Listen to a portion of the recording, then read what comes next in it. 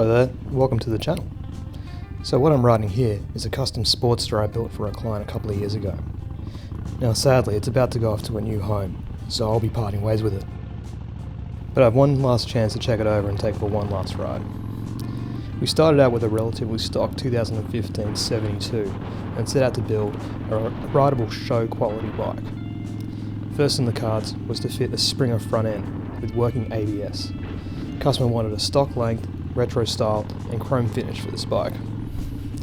The Springer was supplied by Meatball Springers here in Australia. We went with the early style option for this bike as per the customer request. Shout out to Kansai Giant for the fab work and bending those wide stainless steel bars. He machined the wheel spacers, brake hardware, modified the axle and machined the front wheel hub to fit the larger ABS pickup bearing. The front rim is 21 inches from Lowbrow with a chrome plated brake rotor. Fitted Firestone tyres front and rear from Antique Tyres.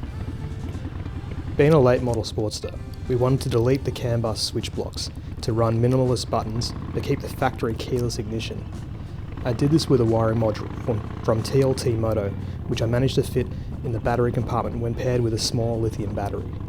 This module allows you to keep the entire stock HD LAN working without fault codes, thus the keyless ignition and security system is still intact.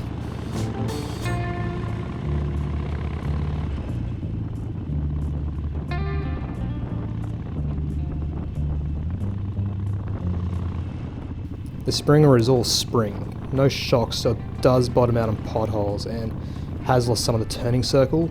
I probably wouldn't go with this style again, but it was a choice of the customer to go with the early style. The front chrome brake rotor doesn't have much bite as a standard rotor, but the ABS remains intact, which I'm very happy about. It looks good, but not too flashy like other show bikes in my opinion, and I'll be sad to see it go, but I'm happy it's going to a great new owner who appreciates the work.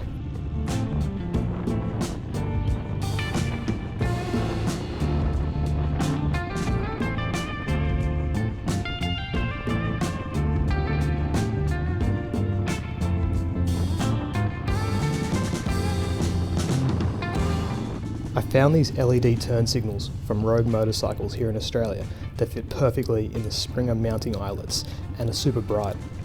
The headlight is an LED retro style from Lowbrow. It doesn't put out that much usable light, but that's okay for this build. Rear lights are Kellermann LEDs and put out insane amounts of lights for the size.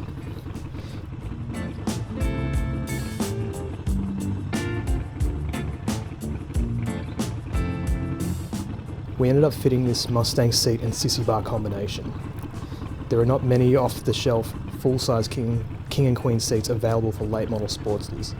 The plan was to eventually reupholster this seat up the Sissy Bar, but we never really got there in the end. The paintwork was done by Aaron Turner here in Sydney and features real gold leaf under the clear coat.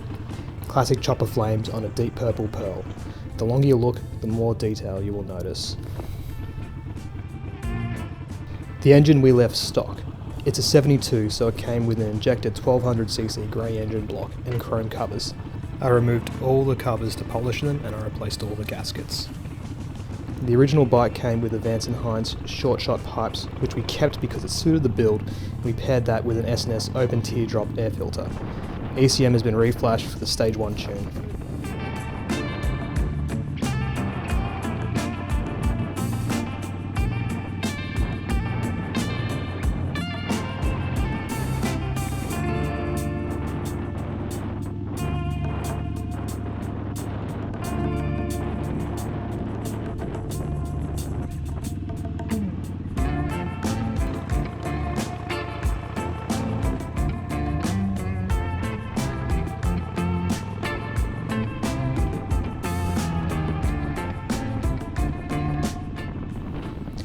For some of the finishing details, we swapped out the black hardware with chrome, like the levers and foot controls. The levers and throttle tube from Kustom Tech, highlighted parts like the fuel cap, grips and risers with brass finish from Lowbrow, braided chromite cables from Magnum, gold chain and chrome sprocket conversion at the stock ratio, and spark plug leads from 7 Sims choppers.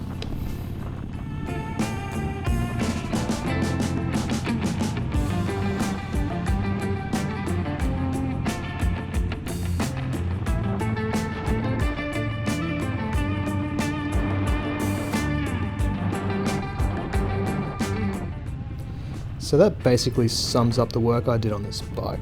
There's probably more I'm forgetting, but leave a line in the comments if you want to know more.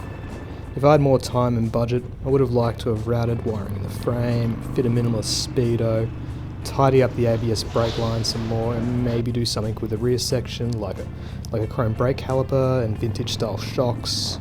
But overall, I'm quite proud of how the bike turned out. It's easy to ride and quite comfortable for what it is, not sketchy like a true hardtail chopper is. It's keyless and injected, so you can just throw a leg over and press send to start the ride, which I love.